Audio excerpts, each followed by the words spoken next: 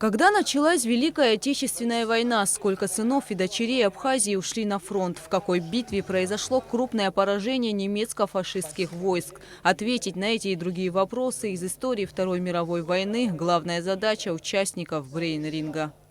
Назовите, когда и на каких перевалах Абхазии шли ожесточенные бои с гитлеровскими захватчиками? Марусский, Санчарский, Кулхорский перевалы были заняты немецкими войсками. Частично ответ правильный. Даты можете назвать?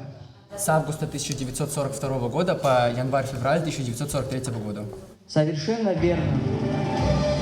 У команд только 1 минута на размышление, но этого времени, как выяснилось, еще в начале игры оказалось даже много. Учащиеся из 4-й, 3-й и 1-й столичных школ к интеллектуальному конкурсу, посвященному Дню Победы в Великой Отечественной войне, подготовились на отлично. В игре важно не только хорошо знать историю, но и среагировать на вопрос вовремя. Команда, которая подняла флажок первой, имеет право на ответ. Но так как школьники очень хорошо подготовились к мероприятию, борьба развернулась нешуточная. Команды пришли поддержать их друзья и одноклассники. В военных формах, с плакатами в руках, каждый болел за своих. В состав членов комиссии вошли представители из Россотрудничества, сотрудники музея боевой славы, администрации города, историки. Судьям пришлось нелегко, ведь все команды показывали отличный результат. По итогам конкурса после тяжелой борьбы за кубок победителя первое место заняла команда 3-й столичной школы, второе – 1-я школа и 3-я – 4-я. По словам ребят, к мероприятию они готовились усердно. Это действительно достойная победа. Участники все были очень сильными. Это можно увидеть по количеству баллов, которые набрала и та, и другая команда. Ну, сегодня мы были сильнее, но соперники были действительно достойными. А вот ожидали, что вы сегодня выиграете? Мы на это рассчитывали. Мы готовы были к победе. Все команды, видно было, что были подготовлены.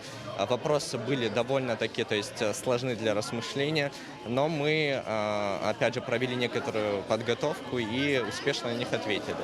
Долго готовились? Как? Нет, на самом деле, то есть подготовка к этому конкурсу там была около 2-3 дней. Мы просто повторяли аккумулированные знания наши за прошлые наши года обучения в школе. Ну, изучили, конечно, некоторые новые вопросы. Ну, безусловно, то есть она была очень плодотворной подготовкой. Судьи высоко оценили подготовку команд, отметив, что знания были равны. Некоторые из участников просто не успевали поднимать флажок вовремя. Зачастую у нас уже был готов ответ заранее, но просто мы поднимали не своевременно, пораньше или наоборот попозже, после вот сигнала, который подавал этот человек. И поэтому ответ просто не мог засчитаться. После завершения брейн-ринга в Музее боевой славы прошла акция «Георгиевская ленточка». Дети, которые вот пришли, если вы заметили, в формах, выйдя отсюда, они будут передавать дальше Георгиевскую ленту. Эта акция уже давно действует и в России, передана она сюда, и мы всегда участвуем в этой акции.